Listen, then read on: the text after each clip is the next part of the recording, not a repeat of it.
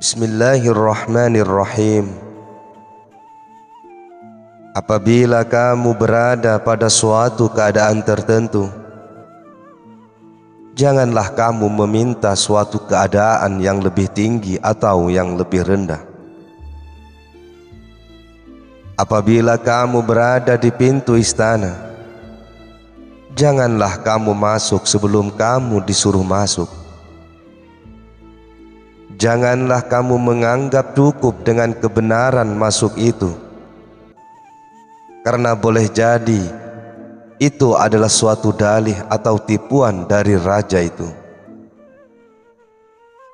Hendaklah kamu bersabar sampai kamu dipaksa masuk ke dalam istana itu atas perintah raja itu sendiri.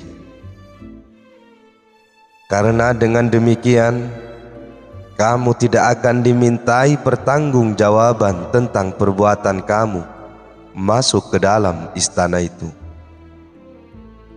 Sekiranya kamu masih dihukum juga, maka hal itu adalah lantaran kamu bersalah, tamak, tidak sabar, tidak bersopan santun, dan hendak menikmati kepuasan keadaan hidup yang sedang kamu hadapi itu.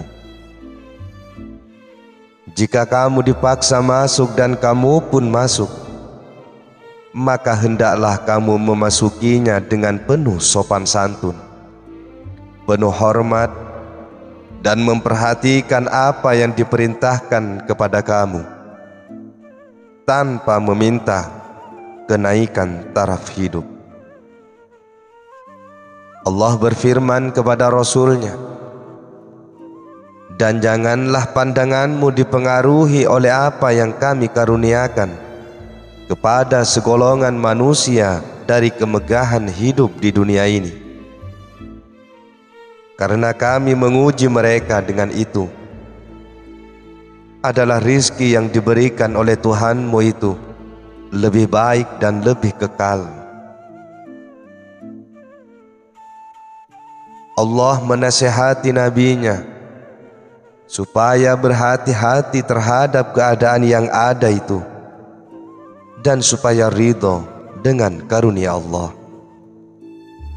Dengan kata lain, firman ini menyatakan, apa saja yang aku berikan kepadamu berupa perkara-perkara yang baik-baik, kenabian, ilmu, keridhaan, kesabaran, kekuasaan agama, dan berjihad di jalan Allah, semua itu adalah lebih baik dan lebih berharga daripada apa yang aku berikan kepada orang-orang lain.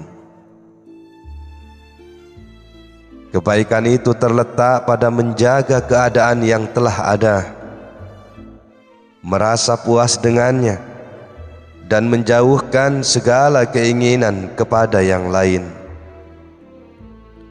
Karena perkara-perkara itu telah dikhususkan untuk kamu, atau untuk orang lain, atau bukan untuk siapa-siapa, tetapi oleh Allah telah dijadikan sebagai suatu ujian. Jika sesuatu perkara itu telah dikhususkan untuk kamu, maka pasti kamu akan mendapatkannya, baik kamu menyukainya maupun tidak menyukainya. Tidaklah wajar kamu menunjukkan ketidaksopananmu atau ketamakanmu, karena hal itu bertentangan dengan akal dan ilmu yang sempurna. Apakah gunanya kamu mengharapkan apa yang telah ditentukan untuk orang lain, karena kamu tidak akan mendapatkannya? Sekiranya suatu perkara itu tidak ditentukan untuk siapa-siapa, maka itu adalah suatu ujian belaka.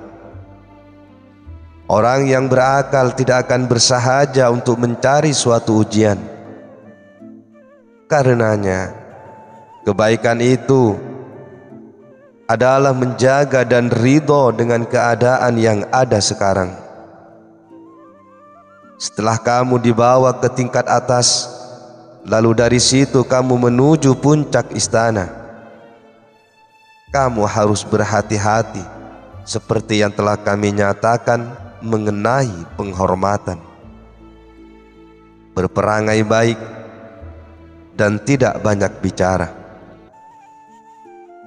Berhati-hatilah, dan hendaknya kamu berbuat yang lebih dari itu. Karena sekarang kamu sudah dekat dengan raja dan juga sudah dekat dengan bahaya. Oleh karena itu, janganlah kamu meminta perubahan keadaan dari keadaan yang sekarang kepada keadaan yang lain, baik keadaan itu lebih tinggi maupun lebih rendah. Dan jangan pula kamu meminta supaya keadaan itu tetap atau diganti. Kamu tidak mempunyai hak memilih di dalam perkara ini. Jika kamu meminta, maka hal itu adalah tanda bahwa kamu kurang sopan, akan merendahkan derajat kamu dan merugikan kamu juga. Karenanya, teruslah berbuat sebagaimana yang kami tunjukkan, sehingga kamu dinaikkan ke suatu tingkatan dan ditetapkan di dalam tingkatan itu. Maka ketika itu kamu akan mengetahui bahwa semua itu adalah karunia Allah yang menunjukkan tanda-tanda kebesarannya. Tetaplah kamu berada pada tempat itu, dan janganlah berubah-ubah lagi. Ahwal atau keadaan perubahan kerohanian adalah milik aulia atau wali Allah yang biasa, sedangkan maqamah atau perhatian kerohanian adalah kepunyaan abdal atau wali Allah yang derajatnya lebih tinggi. Perbuatan Allah itu ditampakkan kepada aulia dan abdal di dalam pandangan dan pengalaman kerohanian. Ini berada di luar jangkauan akal manusia dan keluar dari adat kebiasaan. Penampakan atau pemanifestasian ini ada dua jenis. Yang pertama dinamakan jalal atau kebesaran dan keagungan, dan yang kedua dinamakan jamal atau keindahan. Jalal ini menimbulkan kehebatan dan mempengaruhi hati sedemikian rupa, sehingga tanda-tandanya tampak pada badan kasar. Diceritakan bahwa ketika Nabi Muhammad SAW tengah melakukan sholat, terdengarlah oleh orang bunyi seperti air mendidih dari hati beliau. Karena hebatnya dan gentarnya hati beliau ketika menghadap Allah Subhanahu wa ta'ala. Ini adalah suatu pengalaman yang beliau rasakan apabila Allah menunjukkan keagungan dan kebesarannya.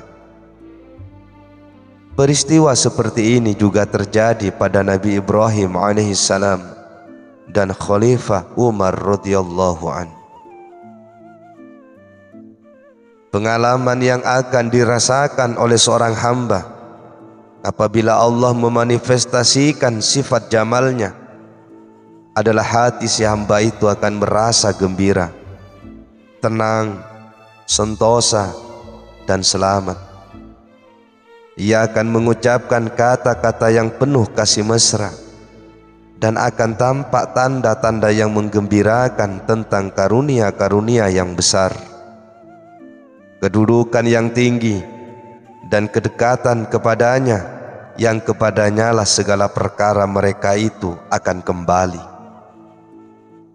Inilah karunia-karunia dan rahmat Allah yang diberikan kepada mereka di dunia ini. Hati mereka yang cinta kepadanya akan dipuaskan olehnya, sehingga mereka akan merasa senang. Allah mengasihi dan menyayangi mereka. Nabi pernah bersabda kepada Bilal, "Hai Bilal, hiburlah hati kami." Apa yang Nabi maksudkan adalah agar Bilal mengumandangkan azan, supaya Nabi memasuki sholat dengan merasakan manifestasi sifat jamal Allah itu. Karena itu Nabi bersabda, "Dan kesejukan mataku telah kurasakan di dalam sholatku."